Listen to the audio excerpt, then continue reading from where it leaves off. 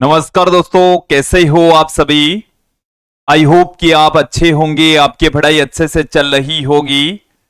आज हम 12th के स्टूडेंट्स के लिए फिजिक्स से रिलेटेड वीडियो लेकर आए हैं। 12th में हमने 11वां चैप्टर विकिरण एवं द्रव्य की द्वैत प्रकृति को स्टार्ट कर दिया था। लास्ट वीडियो में हमने प्रकाश विद्युत प्रभाव, कार्यफलन, दहली आवर्ती, इलेक्ट्रॉन उत्सर्जन के बारे में आधारभूत जानकारी प्राप्त की थी। आज के इस वीडियो में हम प्रकाश विद्युत प्रभाव को समझाने वाले विभिन्न वैज्ञानिकों के प्रयासों को देखेंगे, समझेंगे, जिसमें हम सबसे पहले हर्ट्ज के प्रेक्षण, लेनार्ड के प्रेक्षण, उसके पश्चात होलवॉक्स के प्रेक्षण यहां पर देखने वाले हैं, समझने वाले हैं। विद्यार्थियों, यदि आप हमारे YouTube चैनल पर नए हैं तो चैनल को सब्सक्राइब कर लीजिए, साथ में बेल आइकन भी दबा दीजिए ताकि आपको आगे की वीडियोस की नोटिफिकेशन मिलती रहे। अब मैं आज के इस वीडियो को स्टार्ट करता हूं। हमारा टॉपिक है प्रकाश विद्युत प्रभाव के प्रायोगिक प्रेक्षण।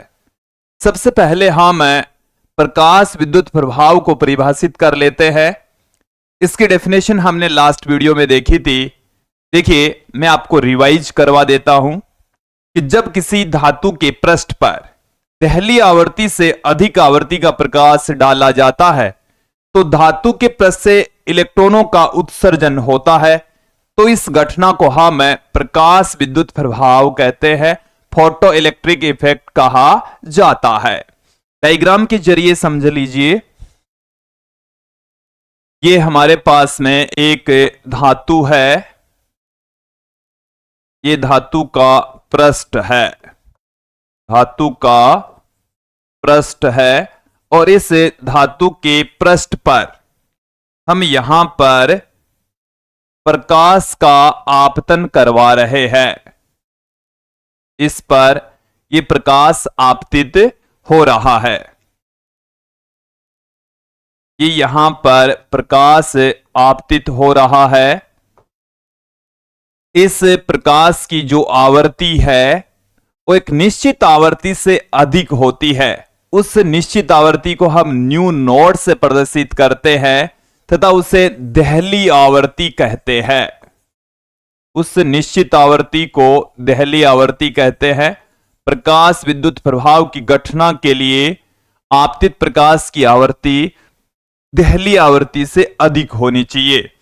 तो देखिए, इस धातु में यहां पर इलेक्ट्रॉन मौजूद है। जब प्रकाश इसके ऊपर आपतित होगा तो इस प्रकाश फोटोन से ये इलेक्ट्रॉन ऊर्जा ग्रहण करेंगे और यहां से पृष्ठ से बाहर निकल जाएंगे। इसको हम बोलते हैं उत्सर्जित इलेक्ट्रॉन। उत्सर्जित इलेक्ट्रॉन। ओके, तो यहां पर आप देख लीजिए कि जब किसी धातु के पृष्ठ पर दहली आवृत्ति से अधिक आवृत्ति का प्रकाश डाला जाता है तो धातु के पृष्ठ से इलेक्ट्रॉनों के उत्सर्जन होने की घटना प्रकाश विद्युत प्रभाव, फोटो इलेक्ट्रिक इफेक्ट कहलाती है। इसको हम आगे भी इस वीडियो के अंत में भी परिभाषित कर देंगे। देखिए, प्रकाश विद्युत प्रभाव को समझाने के लिए सबसे पहले हर्ट्ज के द्वारा प्रयास किए गए। तो सबसे पहले हम हर्ट्ज के प्रेक्षण देख लेते हैं। चलिए, हर्ट्ज के प्रेक्षण। देखिए, हर्ट्ज के द्वारा 1887 ईस्वी में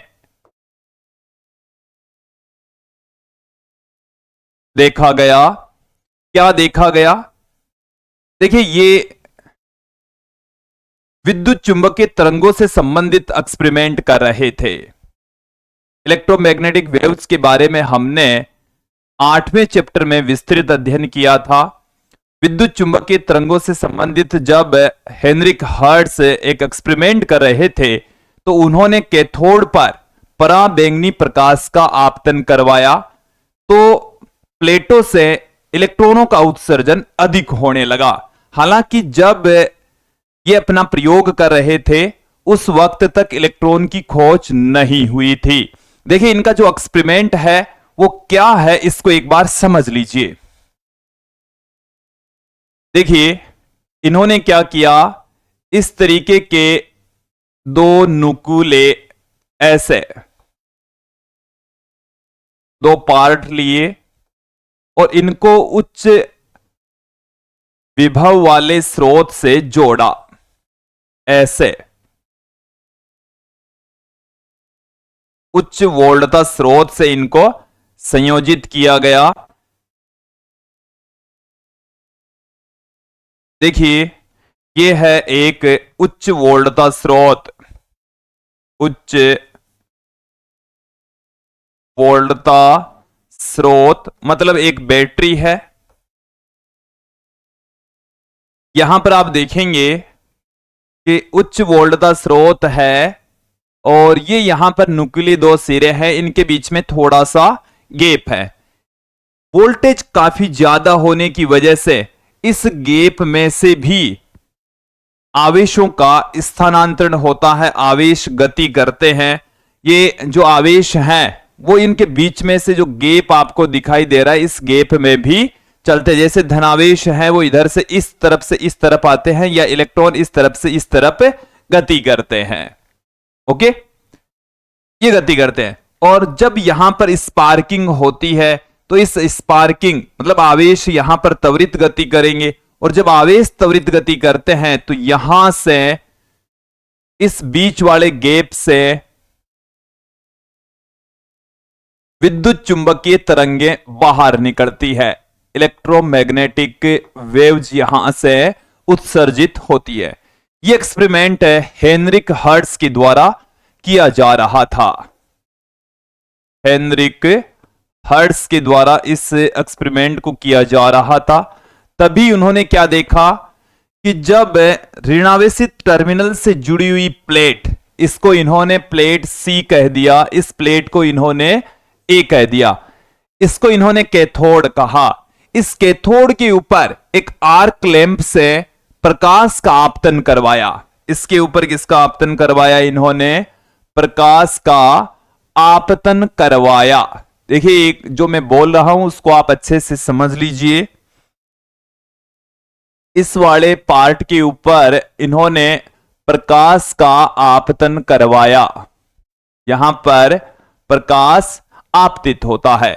जब यहां पर प्रकाश आपतित होता है तो यह देखा गया कि सी और ए दोनों प्लेटों के बीच में जो विद्युत विसर्जन है वो पहले की तुलना में बढ़ जाता है। विद्युत विसर्जन पहले की तुलना में क्या हो जाता है? बढ़ जाता है। यह देखा गया कि भाई प्रकाश डालने से यहां पर विद्युत विसर्जन पहले की तुलना में इंक्रीज हो जाता है। केवल यह बात देखी गई और आगे चलकर जब इलेक्ट्रॉनों की खोज हुई तब यह पता चला कि जब प्रकाश डाला जाता है तो यहां से इलेक्ट्रॉनों का उत्सर्जन पहले की तुलना में ज्यादा होता है। तत्पश्चात विद्युत विसर्जन ज्यादा होगा, विद्युत स्पार्किंग पहले की तुलना में ज्यादा होगी। हर्ट्ज के द्वारा इस घटना को प्रकाश विद्युत उत्सर्जन कहा गया। इस घटना को क्या कहा गया? प्रकाश विद्युत उत्सर्जन। देखिए इस घटना को हेनरिक हर्ट्ज के द्वारा प्रकाश विद्युत उत्सर्जन नाम दिया गया। प्रकाश विद्युत उत्सर्जन, इसका मतलब हो गया है कि जब किसी धातु के पृष्ठ पर हम प्रकाश का आपतन करवाते हैं तो उस पृष्ठ से इलेक्ट्रॉनों के उत्सर्जन होने की घटना को इन्होंने प्रकाश विद्युत उत्सर्जन कह दिया। आगे चलकर इसी घटना को प्रकाश विद्युत प्रभाव कहा गया। तो यहां तक आपको समझ आ जाना चाहिए, क्लियर हो जाना चाहिए। यह था हर्ट्ज के प्रेक्षण, हेनरिक हर्ट्ज के द्वारा 1887 में किए गए। हालांकि उस वक्त यहां से कौन से आवेश गति कर रहे हैं, कौन बाहर निकल रहा है, इनका पता नहीं था क्योंकि इलेक्ट्रॉन की खोज 1897 में हुई, जबकि ये जो एक्सपेरिमेंट है इलेक्ट्रॉन की खोज से 10 साल पहले 1887 ईस्वी में संपन्न हुआ। क्लियर? अब थोड़ा सा हम आगे बढ़ते हैं। यहां पर बात करेंगे लेनार्ड एवं हॉलबॉक्स के प्रेक्षण। देखिए लेनार्ड और हॉलबॉक्स दो भिन्न वैज्ञानिक हैं और दोनों ने एक जैसे ही एक्सपेरिमेंट किए और इनके एक्सपेरिमेंट से निकलने वाले जो रिजल्ट्स हैं वो हम अगली वीडियो में देखेंगे। इनका एक्सपेरिमेंट क्या है वो यहां पर समझेंगे। देखिए क्या है, लिनार्ड ने एक परिपथ लिया जिसमें एक निर्वातित नलिका ली गई। इसमें क्या लिया गया, एक इस तरीके की निर्वातित नलिका ली गई।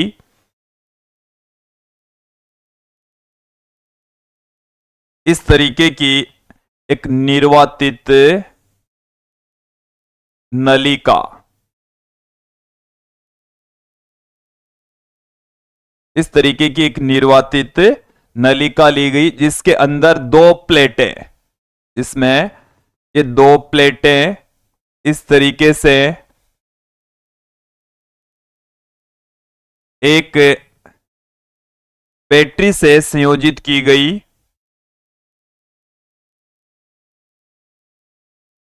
इस तरीके से, और यहां पर एक माइक्रो एमीटर जोड़ा गया। एक्सपेरिमेंट को एक बार देख लीजिए कि ये एक वोल्ट का स्रोत है, यह है निर्वातित नलिका, निर्वातित नलिका। और इस निर्वातित नलिका के अंदर दो प्लेटें हैं, एक प्लेट का नाम है सी, दूसरी प्लेट का नाम है ए, और सी को बैटरी के ऋण टर्मिनल से और ए को बैटरी के धन टर्मिनल से जोड़ा गया। इस परिपथ में एक माइक्रो एमीटर भी लिया गया। यह तो है प्रायोगिक व्यवस्था। अब देखिए इस निर्वातित नलिका की प्लेट सी के ऊपर पराबैंगनी प्रकाश का आपतन करवाया गया। इसके ऊपर किसका आपतन करवाया, पराबैंगनी प्रकाश का आपतन करवाया। तो देखिए पराबैंगनी प्रकाश का आपतन करवाया तो क्या हुआ, यहां से पराबैंगनी प्रकाश की किरणें आपतित हुई। जब पराबैंगनी प्रकाश की किरणें इसके ऊपर आपतित होती है तो यह देखा गया कि सर्किट में से एक धारा प्रवाहित होने लगती है। कि इस प्लेट सी के ऊपर प्रकाश का आपतन हुआ तो इस सर्किट में से धारा बहने लग गई। जब प्रकाश का आपतन नहीं करवा रहे थे तो धारा नहीं बह रही थी। क्यों नहीं बह रही थी, क्योंकि प्लेट सी और ए के बीच में काफी ज्यादा डिफरेंस है, दोनों के बीच में गैप है। तो दोनों के बीच में गैप है तो आवेशों का प्रवाह नहीं हो पा रहा था, इस वजह से धारा प्रवाहित नहीं हो रही थी। लेकिन जब प्लेट सी के ऊपर पराबैंगनी प्रकाश डाला गया तो सर्किट से विद्युत का प्रवाह होने लगा, माइक्रो एमीटर में विक्षेप प्राप्त हुआ। तो यहां ऐसा क्यों हुआ, तो यह देखा गया कि इस प्लेट सी से अति सूक्ष्म ऋणावेशित कण बाहर निकलते हैं। यहां से ऋणावेशित कण बाहर निकलते हैं और वो प्लेट सी से ए की ओर गति करते हैं, और उनकी गति के कारण से ही सर्किट में विद्युत का प्रवाह होता है। तो इस घटना को प्रकाश विद्युत प्रभाव कहा गया। इस घटना को ही क्या कहा गया, प्रकाश विद्युत प्रभाव कहा गया। तो सबसे पहले एक सिंपल सा परिपथ लिया गया जो कि मैंने आपके सामने रख दिया है कि दो प्लेटें हैं जो कि किसी वोल्टता स्रोत से जुड़ी है। एक प्लेट के ऊपर जब प्रकाश का आपतन करवाया गया जो कि ऋण टर्मिनल से जुड़ी हुई है, तब सर्किट में से विद्युत का प्रवाह प्रारंभ हो जाता है। इस घटना को प्रकाश विद्युत प्रभाव कहा गया। अब देखिए इसी एक्सपेरिमेंट को लेनार्ड और होलवक्स ने थोड़ा सा आगे बढ़ाया और देखिए विभिन्न घटनाएं देखी। इन्होंने अलग अलग आवर्ती का प्रकाश डाला, प्रकाश की आवृत्ति क्या कर दी, चेंज कर दी। बारी बारी से अलग अलग आवर्ती वाले प्रकाश का आपतन करवाया। तो उन्होंने देखा कि एक निश्चित आवर्ती से कम आवर्ती वाला प्रकाश यदि आपतित करवाया जाए तो यहां से विद्युत का प्रवाह नहीं होता, मतलब इलेक्ट्रॉनों का उत्सर्जन नहीं होता। इन्होंने उस आवर्ती का नाम देहली आवर्ती दिया। तो यहीं से लेनार्ड और होलवक्स के एक्सपेरिमेंट से ही देहली आवर्ती की डेफिनेशन क्रिएट होती है। तो क्योंकि इन्होंने अलग अलग आवर्ती का प्रकाश आपतित करके देखा, तो ये पाया कि एक निश्चित आवर्ती से कम आवर्ती के ऊपर यदि आप प्रकाश डाल रहे हैं तो यहां से इलेक्ट्रॉनों का उत्सर्जन नहीं होता, सर्किट में विद्युत का प्रवाह नहीं होता। जब उस आवर्ती से अधिक आवर्ती का प्रकाश यदि आप डालेंगे तो सर्किट से धारा का प्रवाह होता है, माइक्रो एमीटर में विक्षेप प्राप्त होता है, क्योंकि यहां से इलेक्ट्रॉनों का उत्सर्जन होता है। क्लियर? तो ये आपको समझ आ जाना चाहिए, क्लियर हो जाना चाहिए। तो यहां से कॉन्सेप्ट आ जाता है देहली आवर्ती का। यहां से हमें क्या मिल जाता है? देहली आवर्ती। देखिए देहली आवर्ती क्या है? देहली आवर्ती को हम न्यू नॉट से पुट करते हैं। किससे पुट करते हैं? न्यू नॉट से रिप्रेजेंट करते हैं। क्या होती है कि आपतित प्रकाश की वह आवर्ती, आपतित प्रकाश की वह आवर्ती, कम से कम वह आवर्ती जिस पर धातु के पृष्ठ से इलेक्ट्रॉनों का उत्सर्जन प्रारंभ हो जाए। देखिए डेफिनेशन क्या है? आपतित प्रकाश की वह न्यूनतम आवर्ती, आपतित प्रकाश की वह न्यूनतम आवर्ती, वह न्यूनतम आवर्ती जिस पर धातु के पृष्ठ से, जिस पर धातु के पृष्ठ से इलेक्ट्रॉनों का उत्सर्जन प्रारंभ हो जाए, इलेक्ट्रॉनों का उत्सर्जन, इलेक्ट्रॉनों का उत्सर्जन प्रारंभ हो जाए, प्रारंभ हो जाए, देहली आवर्ती कहलाती है। देहली आवर्ती कहलाती है। और जब प्लांक का क्वांटम मॉडल आया, प्रकाश को फोटोनों के रूप में परिभाषित किया, तब ये कार्यफलन फाई नोट बराबर एच न्यू नोट के रूप में लिखी गई, और इस न्यू नोट को हम देहली आवर्ती कहते हैं, जो कि कार्यफलन बट्टे में एच के इक्वल लिखी जाती है। ये जो एच है ये प्लांक नियतांक होता है, ये प्लांक के क्वांटम मॉडल के पश्चात ये फॉर्मूले बाहर निकले थे। तो देहली आवर्ती क्लियर हो गई। अब देखिए लेनार्ड और होलवक्स ने यहां जो प्लेट सी है इसकी धातु को भी बदल बदल कर देखा। इन्होंने जस्ते की प्लेट ली, सोडियम की प्लेट ली, पोटेशियम की प्लेट ली, विभिन्न धातुओं का लेपन करके प्रकाश का आपतन करवाया। तो यह देखा गया कि अलग अलग धातुओं से इलेक्ट्रॉन को बाहर निकालने के लिए अलग अलग ऊर्जा खर्च करनी पड़ती है, अलग अलग आवर्ती का प्रकाश डालना पड़ता है। तो यहां से उन्होंने देखा कि किसी भी धातु के लिए इलेक्ट्रॉन को बाहर निकालने के लिए अलग ऊर्जा खर्च करनी पड़ती है। उस ऊर्जा को इन्होंने देहली ऊर्जा कहा, जिसे कार्यफलन नाम भी दिया गया। ओके, तो देखिए इन्होंने आगे क्या किया, थोड़ा सा मैं आपको और एक डायग्राम के जरिए समझाता हूं। देखिए इन्होंने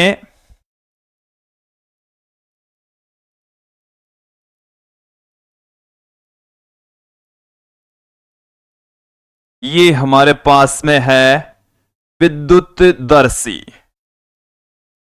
एक विद्युत दर्शी है।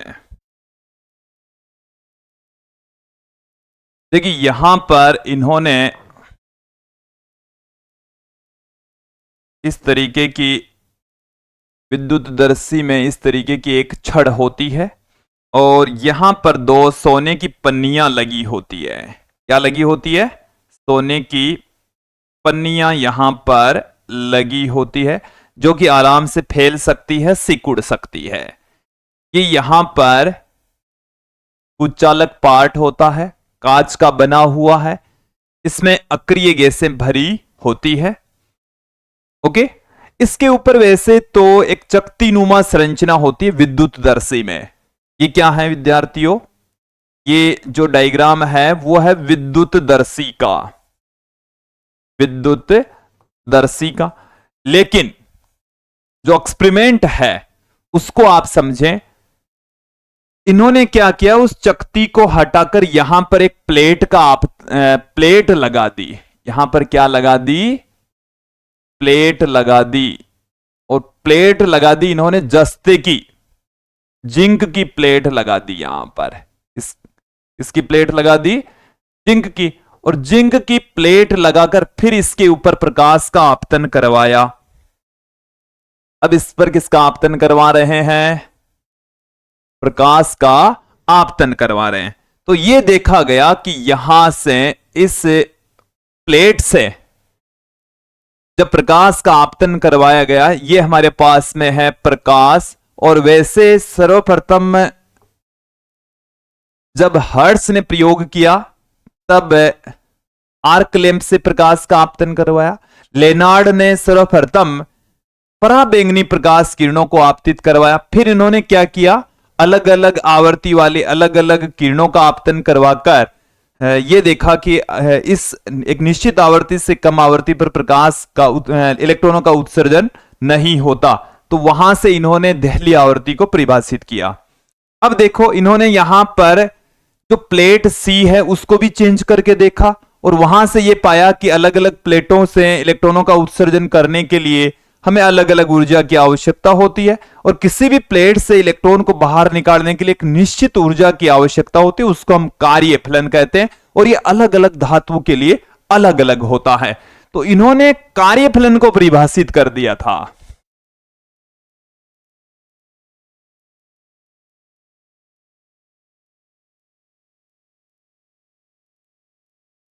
इन्होंने कार्यफलन को परिभाषित कर दिया। यह है जिंक की प्लेट। काय की है? जिंक की प्लेट। और जिंक की प्लेट पर प्रकाश का आपतन करवाया। तो देखो यहां पर यह देखा गया, स्वर्ण पत्र विद्युतदर्शी या किसी भी विद्युतदर्शी के अंदर क्या होता है, यह एक कील नुमा संरचना होती है जिसके ऊपर मोस्टली धनावेश रखा जाता है।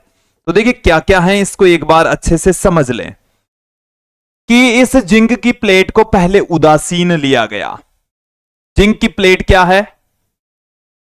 पहला बिंदु समझे, जिंक की प्लेट उदासीन है। जिंक की प्लेट कैसी है? उदासीन है। तो यह देखा गया, प्रकाश डालने के बाद में यह देखा गया कि देखिए यहां से इलेक्ट्रॉन बाहर निकल गए। ये पत्तियां हैं वो और फैल जाती है। ये पत्तियां क्या हो जाती है? और फैल जाती है। ये पत्तियां क्या हो जाएगी? और फैल जाती, क्योंकि यहां से इलेक्ट्रॉन बाहर निकल गए। यहां से कौन बाहर निकल गए? इलेक्ट्रॉनों का उत्सर्जन हो चुका है। इस वजह से ये पत्तियां, मतलब इलेक्ट्रॉन निकल गए तो धनावेश बढ़ गया, धनावेश बढ़ गया तो ये प्लेटें क्या हो जाती है? और फैल जाती है। इसको पुनः समझ ले। प्लेट को जब उदासीन लिया गया, फिर प्रकाश का आपतन करवाया, तो इसके ऊपर से इलेक्ट्रॉन बाहर निकल गए, यहां से धनावेश बढ़ गया, इसलिए प्लेटें फैल जाएगी। फिर इन्होंने इस प्लेट को ऋणावेशित लिया। ऋणावेशित लिया, देखो पहले से ही क्या लिया? ऋणावेशित। तो ये जो प्लेट है ये उदासीन हो जाती है। प्लेट कैसी हो जाती है? उदासीन। पहले ऋणावेश लिया प्लेट पर, तो इस पर कौन सा आवेश आ गया? शून्य। थोड़ी देर बाद में क्या हो जाता है, क्योंकि इलेक्ट्रॉन बाहर निकल जाते हैं, ऋणावेश बाहर निकल जाता है, इसके ऊपर आवेश शून्य हो जाता है, प्लेटें उदासीन हो जाती है। तो ये एक्सपेरिमेंट लेनार्ड और होलवर्क्स के द्वारा किया गया।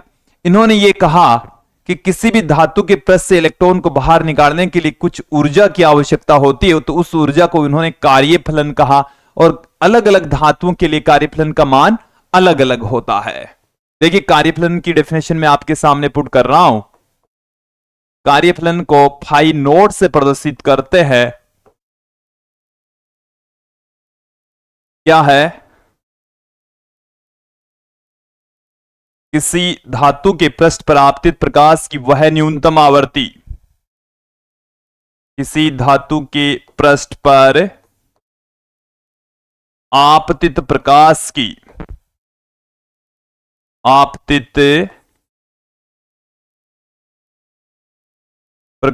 की वह न्यूनतम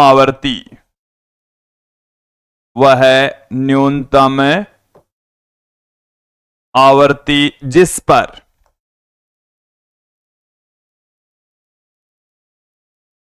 देखिए इसको थोड़ा सा, किसी धातु के पृष्ठ पर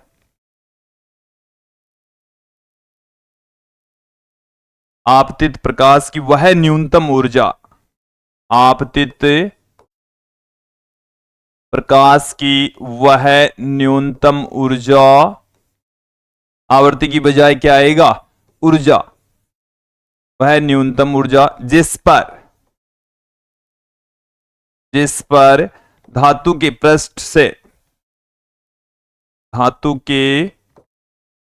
पृष्ठ से इलेक्ट्रॉनों का उत्सर्जन प्रारंभ हो जाए,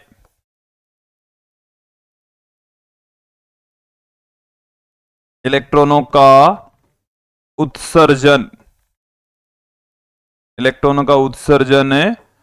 प्रारंभ हो जाए, इलेक्ट्रॉनों का उत्सर्जन प्रारंभ हो जाए, कार्यफलन कहलाता है, कार्यफलन कहलाता है। ओके, ये आपको क्लियर हो जाना चाहिए।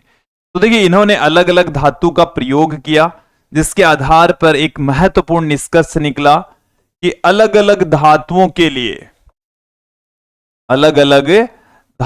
लिए कार्यफलन अलग अलग होता है, अलग अलग धातुओं के लिए कार्यफलन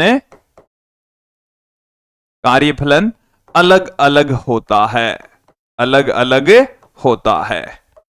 ओके, अलग अलग धातुओं के लिए कार्यफलन की वैल्यू भी क्या होगी, अलग अलग होगी। ठीक है, जैसे मैं बात करूं, लास्ट वीडियो में भी हमने देखा था, सीजियम के लिए जो फाई नोट है वो 2.14 इलेक्ट्रॉन वोल्ट, और प्लेटिनम के लिए जो कार्यफलन है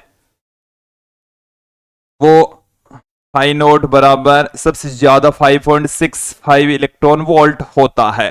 ये हमने लास्ट वीडियो में देख लिया था, बता दिया था, समझा दिया था। अब देखिए इन्होंने क्या किया, इस प्रकाश विद्युत प्रभाव को समझाने के लिए अपने एक्सपेरिमेंट को आगे बढ़ाया, और उस एक्सपेरिमेंट को हम अगले वीडियो में देखेंगे, उनसे प्राप्त जो रिजल्ट्स हैं वो अगले वीडियो में देखेंगे। मैं आपको थोड़ा सा उनकी प्रायोगिक व्यवस्था के बारे में इसी वीडियो में थोड़ा समझा देता हूं। देखो इन्होंने एक निर्वातित नलिका ली, इन्होंने क्या ली, एक निर्वातित नलिका इस तरीके की। इस निर्वातित नलिका के अंदर इन्होंने दो प्लेटें, एक प्लेट ऐसे है, दूसरी प्लेट इस तरीके से है, ये दो प्लेटें ली, और इन दोनों प्लेटों को देखिए इस तरीके से एक दिक् परिवर्तक से जोड़ा। किससे जोड़ा है, एक दिक् परिवर्तक की सहायता से इन दोनों को जोड़ दिया। दिक् परिवर्तक का कार्य है धारा की दिशा को बदलना, धारा की दिशा को बदलना। सर्किट में से बहने वाली धारा का मापन करने हेतु यहां पर एक माइक्रो एमीटर संयोजित किया गया। आरोपित विभवांतर का पता लगाने हेतु यहां पर एक वोल्ट मीटर का संयोजन किया गया।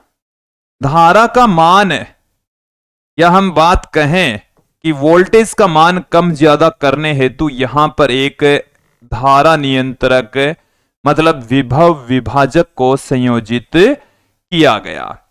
यह है एक वोल्टता स्रोत, उच्च वोल्टता स्रोत को यहां पर यूज में लिया गया, एक कुंजी। इस तरीके की एक प्रायोगिक व्यवस्था प्रकाश विद्युत प्रभाव को समझाने के लिए ली गई।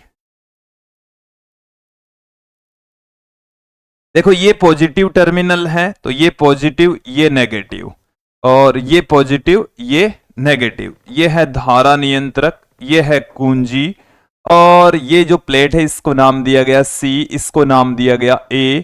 इसके ऊपर जो चार्ज था वो आया था ऋणावेश और इसके ऊपर धनावेश। ये प्रायोगिक व्यवस्था है, प्रैक्टिकल है, परिपथ है, जो कि हम अगले वीडियो में भी आपको समझाने वाले हैं। देखिए इसको एक बार देख लीजिए, समझ लीजिए। सर्किट वैसा ही है, निर्वातित नलिका है, इसके अंदर भी इस प्लेट सी के ऊपर प्रकाश का आपतन करवाएंगे। अब क्या है कि इसके सिरों पर जो वोल्टेज है उसको मापने के लिए इसके समांतर क्रम में वोल्टमीटर, धारा को मापने के लिए माइक्रोमीटर, बैटरी है उसके वोल्टेज को कम ज्यादा करने हेतु इसके श्रेणी क्रम में एक धारा नियंत्रक लगा हुआ है। यहां से वोल्टेज ड्रॉप को हम कम ज्यादा करके धारा को नियंत्रित करेंगे। तो आरोपित विभवांतर का तीव्रता के साथ में, आरोपित विभवांतर धारा के साथ में किस तरीके से प्रकाश विद्युत धारा के साथ में कैसे चेंज होगा। देखो यहां से जो धारा बहेगी इसके ऊपर क्या करने वाले हैं, प्रकाश का आपतन करवाने वाले हैं। यहां से हम क्या करेंगे, प्रकाश का आपतन करेंगे। ये प्रकाश है, तो यहां से कुछ इलेक्ट्रॉन बाहर निकलेंगे और वो इलेक्ट्रॉन है जब इस वाले सिरे पर पहुंचेंगे तो यहां से धारा प्रवाहित होगी, तो उस धारा को हम प्रकाश विद्युत धारा कहेंगे। तो देखिए इस एक्सपेरिमेंट से हम प्रकाश की तीव्रता से प्रकाश विद्युत धारा पर क्या इफेक्ट पड़ेगा यह देखेंगे, साथ में प्रकाश विद्युत धारा पर आरोपित विभवांतर का क्या इफेक्ट पड़ेगा। यहां हम एक निरोधी विभव का एक टर्म्स पढ़ेंगे, तो निरोधी विभव पर तीव्रता का क्या इफेक्ट पड़ता है, आवर्ती का क्या इफेक्ट पड़ता है, ये सब कुछ हम अगले वीडियो में देखेंगे, समझेंगे। आज के इस वीडियो में इतना ही, अगले वीडियो में फिर मिलते हैं। आज के लिए इतना ही, धन्यवाद दोस्तों।